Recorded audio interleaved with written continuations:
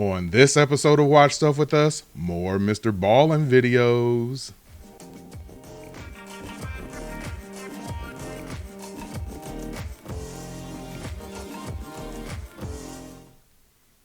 Man, our intro music is just like a vibe, man. But thanks again for tuning in to another episode of Watch Stuff With Us. I'm JD, and we will be doing another MrBallen video today and having a super fun reaction to that. So, while you're here, please hit the like button, hit the subscribe button, drop a comment below, and hit that notification bell because in 2025, we're going to be live a ton, and you do not want to miss any of that. So, let's get this MrBallen video going. Got everything set up, so let's hit play and react to this, what is supposed to be the most disturbing video that he's put out in 2024. I'll be the judge of that, and maybe you can be the judge of that too. Drop your comment below.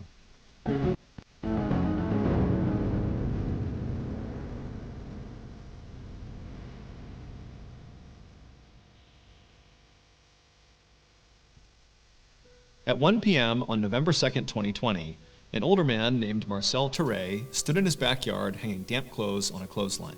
Marcel and his wife, 83-year-old Paulette Landru, lived on a quiet street in the small city of Anden, Belgium. And usually, their days were filled with household chores or visits from their kids. But over the last few months, Marcel had started to spend a lot more time taking care of his wife because she had recently been diagnosed with Alzheimer's disease. Alzheimer's disease is a type of dementia that causes memory loss and confusion. And so Paulette needed help remembering to eat. I don't really think that I need to jump in here, but man, Alzheimer's is no joke. My heart goes out to anybody who suffers from that or has a family member that suffers from that or a friend. I've had multiple people in my family and friends who have suffered from that. So it is no joke. It takes a terrible toll on your family. So I'm really interested and kind of invested in this video now to see which way it turns. Or to take her medications on time, and sometimes she would just wander off without telling Marcel, and Marcel would have to go corral her and bring her back home. Yeah, for Marcel, watching his wife struggle with this disease was absolutely heartbreaking, and so he did everything in his power to make her life as comfortable and happy as he possibly could. And so before he had come out to hang up the laundry, he had made sure to set his wife up in front of the TV with a nice lunch so she could eat and watch her favorite show. And so Marcel hung up the last piece of clothing and then picked up the empty laundry basket and headed back towards the house. When he went inside, he expected to see his wife still sitting on the couch watching TV, but she wasn't there anymore. Marcel immediately began calling out his wife's name, but she didn't call back. And then he searched the whole house and he couldn't find her.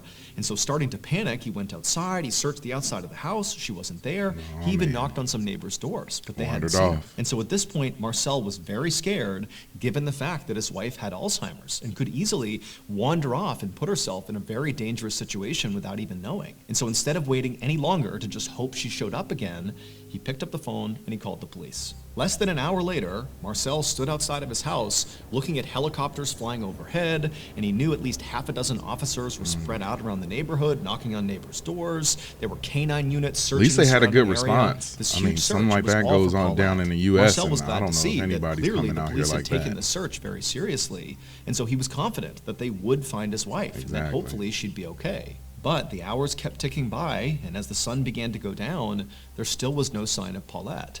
A police officer told Marcel that they would keep on investigating and hopefully find his wife as soon as possible. But over the next few days and weeks, Paulette didn't turn up, nobody had any idea where she was, and before long... Well, I know for sure, when you have a missing person, I think it's the first 48 hours that are like the most important of anything. You have a higher chance of that person being found or returned in a safe state if it takes place in under 48 hours. And after that 48-hour period of time, like the odds of them coming back in a unharmed state is very, very low. It gets lower by the moment at that point. So to see that this has gone on for weeks already, that is not a good sign. Long weeks turned into months, and then months turned into 2 full years that nobody had seen Paulette. And by that point, Marcel had basically resigned himself to the fact that he very likely would die without ever figuring out what happened to his wife. But then, one day in early October of 2022, so 2 years after Paulette went missing, One of Marcel and Paulette's neighbors was at home on their computer looking at a particular website. And as they were scrolling through this website, they happened upon an image that as soon as they saw it, they froze. Because this neighbor was very well aware of the fact that Paulette had gone missing and nobody had found her. But now they're seeing this image on this website that basically gives away what happened to her. And so totally shocked that they had even found this image, the neighbor screenshotted it and brought it to the police. So it would turn out that neighbor was looking at Google Street View, which is a feature of Google Maps that basically allows you to see 360-degree views of basically anywhere on the so planet. they were just happened to be over there that day? Google literally sends out these special vehicles all over the world. Have you seen the Google image truck? Like, I know I have. And these cars drive down basically all the streets all over the place, constantly taking pictures all around them. And it just so happened people even on the pose for exact day that Paulette went missing in 2020, there happened to be a Google car driving down the road that captured a picture of her. And so as you can see in the picture of her, you see Paulette on the left side of the image walking across the street away from her home, which is on the right side. And on the right side, you can actually see Marcel in the backyard hanging up laundry on the clothesline. And so the police, after getting this image, they basically followed the projected route Paulette was on, which is basically beelining straight across the road, and they found that across the street was this steep hill that led down to this thick bramble bush. And inside of that bramble bush was Paulette, and she was deceased. And so very likely, Paulette, in her confused state, walked straight across the street, as we see in the image, and then fell down that hill and got trapped at the bottom inside of that bramble bush and couldn't move. And so when that huge search for her was going on, very likely she was just trapped down there, didn't understand what was going on, couldn't necessarily yell up to communicate with anyone. Dude, that's horrible. Man. I think that's almost worse than any other outcome in a situation like this, to know that she was literally just probably a few hundred yards away all that time. I wonder how didn't anybody hear her? Like, you would think that the people who were searching would have at least been in that area and may have heard her, or the neighbor. Like, isn't there a neighbor? Like, she went down somebody's steps and stuff. Like, you would think that somebody would have, discovered her. Anybody? And so she stayed down there and died. And unfortunately, it would take 2 more full years and a random image on Google Street View before Marcel could finally get the closure he needed.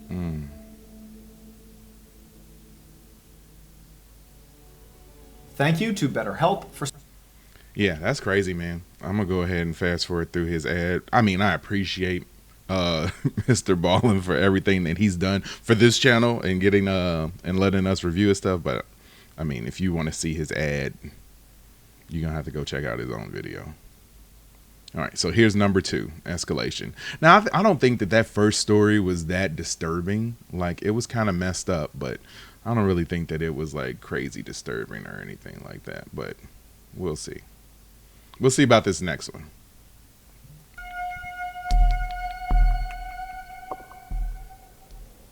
Around 10 a.m. on July 26, 2015, a 31-year-old mom named Xiang Lu Xuan and her husband chased their 2-year-old son around a brand new indoor playground. This playground was on the 6th floor of a mall in Jingzhou City, which is in central China. And so Xiang and her husband had come to this mall today just so their son could basically enjoy this playground. And currently, he was running around in circles and laughing hysterically. He thought it was great. Xiang caught up to her son and scooped him up and then placed him at the top of a slide. And he happily slid down to the bottom, and when he reached the bottom, Xiang was waiting for him, and the son, he just stopped and looked past her and pointed and started saying, "Ride, ride." And so Xiang, she turned around and she saw right behind them were these 2 escalators, one going up and one going down. And so Xiang realized her son clearly thought these escalators were maybe a part of this playground. And so he wanted to go use them. They were a fun attraction. And so Xiang smiled and took her son's hand. Escalators, for whatever reason, I've never had a problem with them, but if I had to go out on a limb and predict like what's going on here, is that maybe somebody's going to get caught up in it. Like, that's been... like I said, I won't say I'm afraid of them, but I've always thought, like, man, what if something gets caught in one of those and it just keeps going and like grinds down on whatever bone or flesh or whatever is caught in it? Like, that has to be rough. So yeah, let's see if what happens in this one. Maybe it's something like that. And then told her Or maybe husband not. they're going to go ride the ride, the escalators, and then they began walking over. Once Jiang and her son actually reached the escalator, suddenly her son was not as keen to hop on board. He was nervous. But Jiang, who had ridden escalators many times before, told her son it's totally safe, and she kind of coaxed him to do it, and eventually he stepped on right alongside her, holding her hand, and about halfway up the escalator, when she was confident her son would be okay, Jiang turned around and looked up towards the top of the escalator, the 7th floor where they were going. And she saw 3 mall employees at the top of the escalator on the 7th floor where they were going. And they were clearly looking at Jiang with a very serious look on their faces, and they were gesturing at something towards the top of the escalator. It seemed like they could be warning her about something or simply pointing something out. Hey, if somebody's pointing stuff at me, I'm stopping. Like, I need to know what's going down. But the 3 mall employees just didn't do a good job communicating whatever was going on or whatever issue they were dealing with. And also, those escalators have an emergency stop. Like, there is no way. Like, if I saw, okay, first off, if there's something wrong with it, it should have been blocked off. Second, if somebody is looking at this person going up this escalator in like a nervous fashion, instead of looking nervous, maybe you should run over there and hit that emergency stop and like save a life or something, because obviously you knew something was happening or something was going down or they were doing something that they shouldn't be doing. Obviously.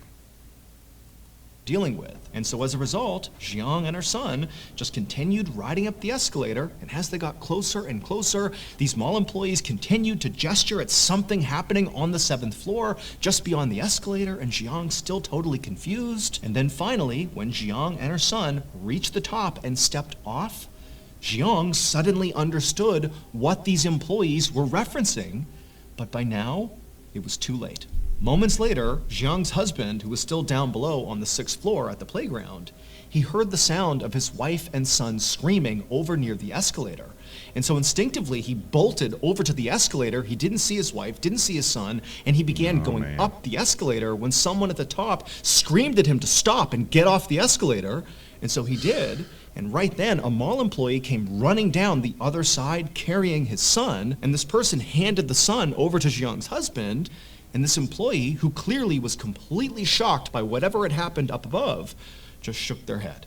It would turn out, earlier that day, those mall employees who were at the top gesturing to Jiang, they had discovered a defect with the metal platform that sits right at the top of the escalator on the 7th. My worst fear. Basically, when you get off this escalator, it's the platform you step onto first. They had found there was something wrong with it. It wasn't stable. But instead of immediately blocking off the escalator to make sure nobody walked on it and then go get it repaired, these employees just kind of nonchalantly allowed the escalator to continue, stationed a couple of them at the top to make sure nobody, used the escalator, and then called for a repairman. Like I said, what is this? Like, how can you know that something is wrong and not do anything about it? I'm waiting for your answers. Oh, this is recorded, so I won't have an answer. Drop it in your comments below. But the repairman hadn't shown up and fixed this problem by the time Jiang and her son boarded the escalator.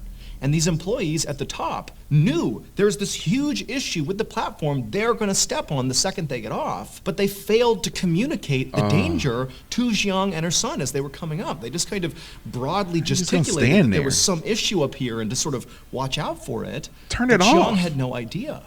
And so by the time she got to the top and stepped off the escalator onto that platform, well, the defect with the platform is that it caved in with any weight. And so she fell into the escalator where the teeth of the escalator was rotating, and as she was getting pulled in to her death, her final moment captured on video as she took her son and thrusted him to the employees, saving his life before she disappeared and died inside the inner workings of the escalator. Following Jiang's death, there was a full-scale investigation, and quickly there were massive safety failures identified on the part of the company who made the escalator and also on the mall itself. 2 people were ultimately arrested in connection with Jiang's death and these safety failures, and the mall reportedly offered to pay some settlement to Jiang's family. However, the details of that settlement have not been made public. Yo, I'm sorry, man. How do you, if you're one of those employees who was up at the top of that escalator, how do you live with yourself knowing that knowing what was going to happen and then seeing it happen, like,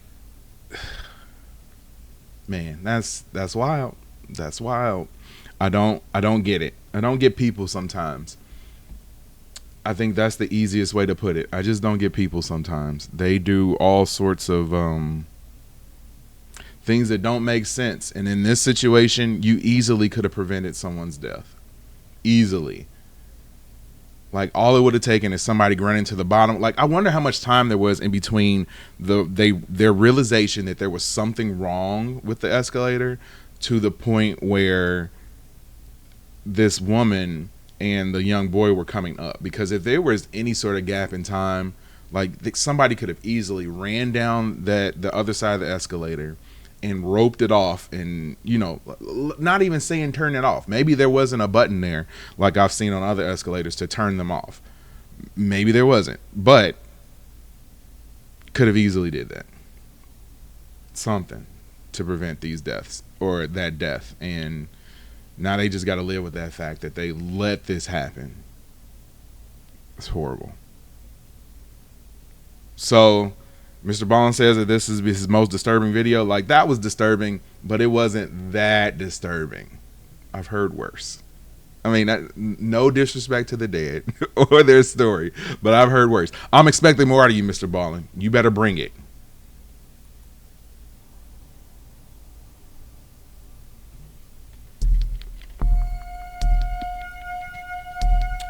All right, the last one is Helping Hand. Let's see. One morning in November of 1997, a police captain named Jeffrey Lewis, along with his partner, parked their squad car near the Manatee River in Bradenton, Florida, which is a small city just south of Tampa. A few minutes earlier, the Bradenton Police Department had received a call from this frantic man who had said he had found something suspicious that had washed up on the shore of this river. And so Captain Lewis and his partner were there to investigate. And so as soon as they got out of their squad car, this man who had called the police, he saw them and waved them down, and he was pointing at something in the sand. And so Captain Lewis and his partner, they walked over, and before they even talked to this guy, they just looked down at what he was pointing at, and right away they could see why he called the police. Because there, sitting on the sand, was a severed human hand. And so the instant Captain Lewis saw this, his first thought was actually just alligators. I think I saw this or heard about this. In the Manatee River, and people were told about them, and were told, you know, not to go swimming here. Like, they ended up finding multiple body parts. So his thought was, well, maybe one of the alligators got a swimmer. However, when Captain Lewis looked at the hand more closely, he could tell right away that that probably did not happen. Because where the hand had been cut off from the body, the cut was almost surgical. It was very, very neat. Whereas if an alligator had ripped the hand off, it would be rough. But this almost looked like a surgeon had carefully removed the hand. And so what this signaled to Captain Lewis is this hand very likely represented a murder victim. Yep. Somebody who killed this person, cut their body up, and, you know, one of their body parts is now washed ashore. And so Captain Lewis turned to his partner and told him to call for backup. And within an hour, police officers were scouring the Manatee River looking for the body that belonged to this hand. Meanwhile, the captain bagged this hand as evidence and brought it to the county sheriff's crime lab, hoping that forensic experts could potentially figure out who the victim was using fingerprints. However, when he actually handed over the hand to these forensic technicians, they told Captain Lewis that it was very likely going to be impossible to try to pull prints from this hand, like throws in like because the hand was very badly decomposed and water damaged. But they told Captain Lewis that despite this being a total long shot, they would still give it a try. And so really all Captain Lewis had was this hand, and so he just kind of waited for information from the crime lab about the fingerprints. And before long, the waiting went from days to weeks to months with no fingerprints. And so with no fingerprints and no other breakthroughs in this case, how couldn't they find Captain Lewis moved on to other cases. That is, until June of 1998, when Captain Lewis was sitting in his office doing some work, when he suddenly got a call from the crime lab about the hand. An employee told Captain Lewis they had finally made a breakthrough. When they couldn't get the prints off this hand at first, they had moved to this very complicated technique where basically they would peel individual layers of skin off the hand and sort of piece together all the information to get a print. And amazingly, this technique worked. And so not only did they now have this print, but they had also already run this print through the Florida State database, and they had gotten a match. The hand belonged to a man named Willie Suttle. As soon as he hung up, Captain Lewis opened up a new tab on his computer and began researching Willie Suttle to figure out who this person was. And he quickly found, through public employment records, that Willie had been a retired garbage collector, and then also Captain Lewis looked at police records and discovered that Willie had a minor criminal history. But what really stood out in his research about Willie was that Willie had never been reported missing. Willie had instead been reported dead. Right there in the public records that Captain Lewis was looking at, he found Willie's death certificate. So somebody and his document said Willie had died out? of natural causes 5 months prior to his hand washing up on shore. And also it said Willie had been buried in a local cemetery, and no police had ever been involved in his death because no crime had been committed. And so Captain Lewis was back. Okay, so the man is already dead, was exhumed, unless this is fake or like, you know, somebody lied on the like death certificate. He was already dead, was exhumed, somebody cut his hand off, and then that hand somehow made it to be in the sand and buried in the sand. Okay. Baffled. None of this made any sense. If Willie had died of natural causes and been buried over a year ago, then how did his hand, his severed hand, wind up on the shore of the Manatee River? The next day, which was Friday, June 26th, Captain Lewis, along with a few other police officers, went to the cemetery where Willie had been buried, and they exhumed his casket. And when they opened it up, they actually expected it to be empty, considering his hand was already missing, so probably his whole body was gone. But no, when they opened it up, there was Willie, missing his left hand. But that wasn't all. At the bottom of Willie's casket were all of his internal organs, just sitting there in a rotting pile. And so Captain Lewis is staring at this, having no idea what to make of it. But the first... Okay, was there any way that they could have checked the ground to see if the ground had been like if he had been exhumed, or was like he put into this casket in this way? Like that's my question. That's what I want to know. First thought he had was, okay, you know, maybe somebody tried to rob Willie's casket. But he's thinking, you know, if they did that, why did they cut out his organs and stash them at the bottom of the casket? And also, why did they remove his left hand and chuck it in the river? Like, that doesn't make any sense. It felt like every clue Captain Lewis found was only making this case harder to solve. But he hoped, when he sent off Willie's body to the county medical examiner, that they would be able to provide him with some more answers as to what happened here. Later that afternoon, the county medical examiner would perform an autopsy on Willie's body. And the first thing he noticed when he began was that despite the fact that Willie's organs clearly had been removed, that Willie's abdomen did not appear sunken in. It appeared full. So the medical examiner started the autopsy by cutting open Willie's abdomen to see what was in there. He stuffed him with something. When he saw what was inside of Willie, he just froze, having no idea how to react. Okay. So now let's guess what's inside of Willie. Wow. Okay, let me guess. If I had to guess what was inside of Willie, I would guess that it is another person's body part or something like that. That would be my guess. Because, I mean, if MrBallen said this is supposed to be the most disturbing video of 2024, you're going to have to get me with something disturbing. Willie can't just be stuffed with, like, some bed sheets or something like that, and for me to think that that's disturbing. That's not disturbing. I need to have a human head inside of Willie in order for this to be the most disturbing video of 2024. So, let's find out. To what he was looking at. He had never seen anything like this in his entire career, not even close. And so the medical examiner just grabbed a camera, took some pictures of Willie's midsection, and sent those pictures to Captain Lewis. The next day, Captain Lewis sat inside of an interview room in the police station across from a 45-year-old woman named Paula Green Albritton. Paula owned and operated a funeral home along with the help of her son, and she had been the one responsible for Willie Suttle's burial. And so Captain Lewis asked Paula about Willie's burial, and she would tell him that Willie had actually died in poverty, without any family members to help cover his burial expenses. However, when Paula had found out about this, she said she had agreed to do the burial anyways, for no cost, as sort of a community service. However, when Captain Lewis poked and prodded and tried to ask for more information about exactly what that meant, Paula would eventually concede that there actually was slightly more to her rationale behind wanting to do Willie's burial. It was not just for charity. 2 days after this interview, Police arrested both Paula and her son. And at Paula's trial, the truth surrounding what happened to Willie finally came out. It would turn out Paula's funeral home business was really struggling, to the point where if she couldn't start generating some real money, her business might go under. And she couldn't have that. And so Paula decided she would conduct a prosperity ritual to right her business. But to perform this prosperity ritual, Paula needed a body. And so along comes Willie Suttle, who's died in poverty and his family can't afford his funeral. And Paula says, don't worry, I'll take him on for free. But really what she needed was Willie's body. And once... So she on some voodoo type stuff. Like... Paula and her son had possession of Willie's body, they began the ritual, which started with Paula's son carefully cutting off Willie's left hand, and then the two of them cut Willie's midsection open, removed all his internal organs, and then Paula got out all these voodoo dolls, and she wrote on pieces of paper the names of the other funeral homes, her competitors in the area, and she pinned these pieces of paper to each of these voodoo dolls. And then she took those voodoo dolls and jammed them inside of Willie's abdomen in the empty cavity they had created, and then they stitched him back up. And then she took Willie's body and his organs, and she chucked them into a cheap casket and had him buried.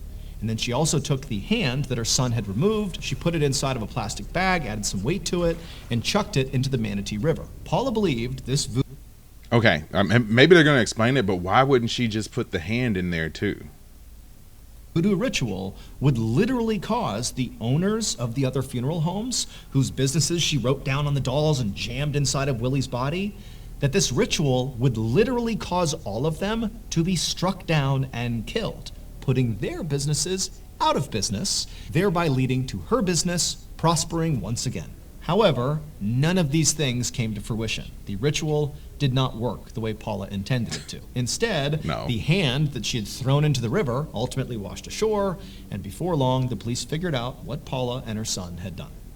So was she just stupid? Why didn't you get rid of the hand? Unless that was some part of the ritual that the hand couldn't be somewhere else. She could have easily, if she owns a funeral home, she could have easily put that hand in another casket at some point and just like buried them that way, and like no one would have ever known. But instead you throw it in a plastic bag and then throw it into the ocean. Like, I mean, maybe we're talking, maybe I'm expecting more out of these people than I should. Because obviously she was on some voodoo type stuff to begin with. So, I mean, even though some of that voodoo stuff is creepy, I don't believe in it. And obviously you got to be a certain type of person to believe in these types of things.